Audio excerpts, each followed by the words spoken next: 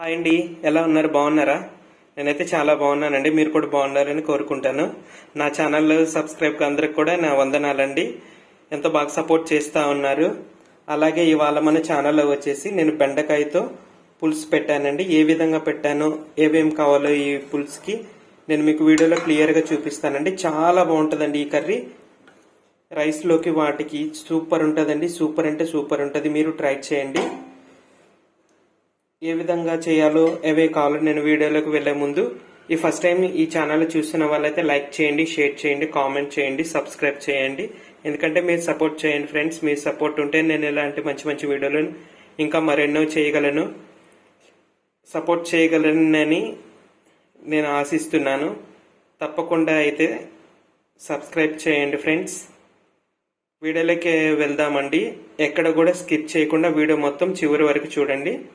ఇంక లేట్ చేయకుండా వీడియోలోకి వెళ్దామండి. వెల్కమ్ టు నెల్లూరు ఫుడ్ ఛానల్కి స్వాగతం, సుస్వాగతం. ఇవాళ మన ఛానల్లో వచ్చేసి బెండకాయతో పులుసు చేస్తున్నామండి. చూడండి, నేను ఎలా కడిగి పెట్టుకుని ఎలా కట్ చేసి పెట్టుకున్నానో ఎంతో నీట్గా ఉన్నాయి కదా. ఈ కర్రీకి ఏమేం కావాలో నేను మీకు ఈ వీడియోలో చూపిస్తాను. ఈ కర్రీకి కావాల్సిన ఇంగ్రీడియంట్స్ చూపిస్తున్నానండి. మనకి పెరుగు, ఒక మీడియం సైజు ఆనియన్ ఇలా కట్ చేసి పెట్టుకున్నానండి. అలాగే 2 మీడియం సైజు టమోటాలు ఇలా కట్ చేసి పెట్టుకున్నాను. 2 టేబుల్ స్పూన్ల వేరుశనగ గుళ్ళు, 2 టేబుల్ స్పూన్ల ధనియాలు, 1 టేబుల్ స్పూన్ల జీలకర్ర, ఉప్పు, కారం, పసుపు. ఇవంటే మనకి ఈ కర్రీకి, బెండకాయకి, పులుసుకి కావాల్సిన ఇంగ్రీడియంట్స్. ఇలా స్టవ్ ఆన్ చేసేసుకొని ప్యాన్ పెట్టుకొని ఇందాక మీకు చూపించాను కదండి, ఇవి 1 బై 1 ఒకటి ఫ్రై చేసుకుందామండి. నేనైతే మీకు ఈ వీడియోలో చూపించట్లేదు ఎలా ఫ్రై చేస్తున్నాను. నేను ఫస్ట్ వేరుశెనగ గుడ్లు వేసుకుంటాను, తర్వాత ధనియాలు వేసుకుంటాను, తర్వాత జీలకర్ర వేసుకుంటానండి. ఇవి 1 బై 1 ఫ్రై చేసుకుందాము. చూడండి, నేను ఎలా ఫ్రై చేసుకున్నానండి. ఇవన్నీ కూడా చూడండి ఎలా చిట్చిట్లాడుతున్నాయో. ఈ స్టేజ్లోనే తీసేసుకున్నామండి. మళ్ళీ మాడిపోతే బాగుండదండి, చేదు వచ్చేస్తుంది కర్రీ. ఇంకా స్టవ్ ఆఫ్ చేసేసుకున్నాను. చూడండి, నేను ఇవన్నీ కూడా ఇలా ఫ్రై చేసుకున్నాను. ఇవి చల్లారిన తర్వాత మిక్సీ కొట్టుకుందామండి మెత్తగాను. ఇప్పుడు మెయిన్ ప్రాసెస్లోకి వెళ్దామండి, కర్రీ ప్రాసెస్కి వెళ్దాము. ఇలా ప్యాన్ పెట్టుకొని ఆయిల్ వేసేసుకొని, ఆయిల్ హీట్ ఎక్కిన తర్వాత మనం కట్ చేసి పెట్టుకున్న 1/4 కిలో బెండకాయలు వేసుకొని ఫ్రై చేసుకుందామండి. ఎందుకంటే ఇలా ఫ్రై చేసుకుంటే ఆయిల్లో ముందుగానే మనకి ఈ జిగురు అనేది అయితే ఉండవండి. చాలా బాగుంటుంది కర్రీ. కొంచెం ఫ్రై అయితే చాలు, చాలా టేస్టీగా ఉంటుంది. మీరు ఒకసారి ట్రై చేయండి. ఈ జిగురునెస్ అంతా పోయేసి చాలా బాగుంటుందండి. ఫ్రై చేసుకున్నాము. చూసారు కదండి, బెండకాయలు ఎలా ఫ్రై అయిపోయాయి చూడండి. ఒకసారి మీకు చూపిస్తాను కలిపి. అసలు చూడు, జోమ్గా అసలు లేవు కదా, చాలా డ్రైగా ఉన్నాయి కదండి. ఇప్పుడు ఈ బెండకాయలు తీసేసి సపరేట్ వేరే ప్లేట్లో వేసేసుకుందామండి. ఈ మాత్రం ఫ్రై అయితే సరిపోతుంది. ఇలా ఫ్రై చేస్తే సూపర్ టేస్ట్ వస్తుంది. అసలు ఎంత బాగుంటుందంటే అంత బాగుంటుంది. అసలు ఇలా చూడండి ఎంత పొడి పొడిగా ఉన్నాయో, అసలు జిగురు అనే మాటే లేదు. ఇప్పుడు ఇవి వేరే బౌల్లోకి సపరేట్ చేసేసుకుందామండి. సారీ అండి, ఇందాక మీకు చింతపండు చూపించడం మర్చిపోయాను, ఇప్పుడు చూపిస్తున్నాను.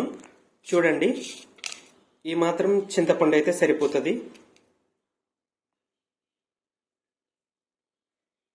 ఇది వాటర్లో నానపెట్టేసుకుందామండి.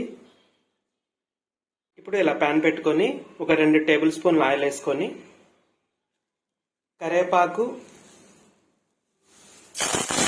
ఆవాలు ఇలా వేసుకొని చిట్టపట్లాడేంత వరకు ఉంచుకున్నామండి. చూడండి, ఇప్పుడు కట్ చేసి పెట్టుకున్న ఆనియన్ చేసేసుకున్నామండి. ఇవి బాగా ఫ్రై చేసుకున్నామండి.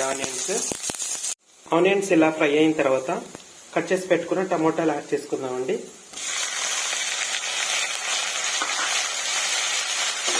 ఇవి కూడా చక్కగా బాగా స్మాష్ అయ్యేటట్టు ఫ్రై చేసుకున్నాము ఆయిల్లోనే. కాసేపు మూత పెట్టి సిమ్లో ఉడికించుకుందామండి, బాగా మగ్గుతాయి. చూడండి, ఆనియన్ టమోటా ఏమాత్రం ఫ్రై అయిన తర్వాత మనం ఇందాక మసాలా చేసి పెట్టుకున్నాం కదండి, అది పేస్ట్ చేసేసుకొని వేసుకుంటున్నానండి నేను. ఇదంతా పేస్ట్ చేసేసుకొని వేసేసుకొని మిక్స్ చేసుకుందాము. చూడండి, నేను మిక్సీ కొట్టుకున్న పేస్ట్ అంతా కూడా నేను ఇందులో వేసేసుకున్నానండి. దీంట్లోనే నేను ఉప్పు కారం వేసుకున్నానండి, పసుపు అయితే యాడ్ చేసుకోలేదు. ఇప్పుడు నేను వీటిని ఫ్రై చేసుకొని తర్వాత పసుపు వేసుకొని నేను ఫ్రై చేసుకుంటానండి. ఎంత పసుపు అయితే పడుతుందో అంత పసుపు వేసుకుంటున్నాను నేను. చూసారు కదండి, ఇలా ఫ్రై చేసుకున్నాను. నేను ఒక గ్లాసు వాటర్ యాడ్ చేసుకుంటున్నానండి. చూసారు కదండి, నేను ఒక గ్లాస్ వాటర్ వేసేసుకున్నాను, బాగా మరుగుతున్నాయి. ఈ స్టేజ్లోనే నేను పెరుగు యాడ్ చేసుకుంటున్నానండి. నేను 50 గ్రాముల పెరుగు మాత్రమే తీసుకున్నానండి. పర్ఫెక్ట్గా సరిపోతుందండి 50 గ్రాముల పెరుగు ఈ కర్రీకి.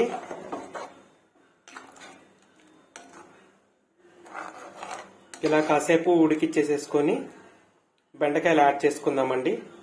చాలా సింపుల్ అండి ఈ కర్రీ చేసుకోవడం. మీరు కూడా ట్రై చేయండి, ఎలా వచ్చిందో నాకు కామెంట్లో పెట్టండి. ఖచ్చితంగా ట్రై చేయండి, చాలా బాగుంటుందండి ఈ కర్రీ. ఇలా చూడడం కాదు కానీ మీరు చేసుకొని తింటేనే ఈ రుచి మీకు తెలుస్తుంది. ఖచ్చితంగా ట్రై చేయండి.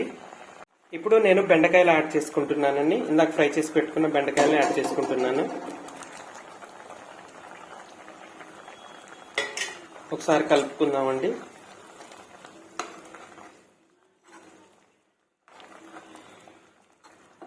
మీకు ఎంత గ్రేవీ కావాలో దాన్ని బట్టి మీరు వాటర్ వేసుకోండి. ఎందుకంటే మళ్ళీ చింతపండు పులుసు వేస్తాం కదా కాసేపు తర్వాత, దానికి తగ్గట్టు మీరు వాటర్ వేసుకోండి. కాసేపు ఉడికించుకుందామండి. చూడండి మన కర్రీ ఎలా ఉడుకుతుందో. ఆల్మోస్ట్ 70% ఉడికిపోయండి బెండకాయలు. ఈ స్టేజ్లోనే మనము చింతపండు పులుసు వేసుకుందాము. నేను చింతపండు అంతా ఇలా జ్యూస్ తీసి పక్కన పెట్టేసుకున్నానండి, చూపిస్తాను చూడండి. చూడండి, ఇలా జ్యూస్ తీసి పెట్టేసుకున్నాను. ఇప్పుడు మనం ఈ జ్యూస్ ఇందులో కర్రీలోకి యాడ్ చేసుకుందామండి. ఈ కర్రీలో మీరు జ్యూస్ యాడ్ చేసుకోండి అండి, ఎందుకంటే మరీ ఎక్కువ పులుపు అయితే బాగుండదు.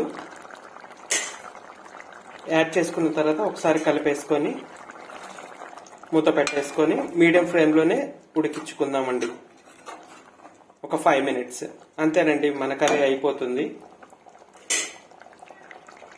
ఈ స్టేజ్లోనే మీరు ఉప్పు కారాలు చూసుకోండి. నాకైతే ఉప్పు కారం అన్నీ కూడా పర్ఫెక్ట్గా సరిపోయాయి.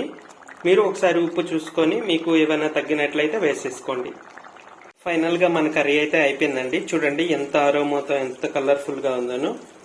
ఇప్పుడు ఫైనల్గా కొంచెం కొత్తిమీర యాడ్ చేసుకుంటున్నామండి.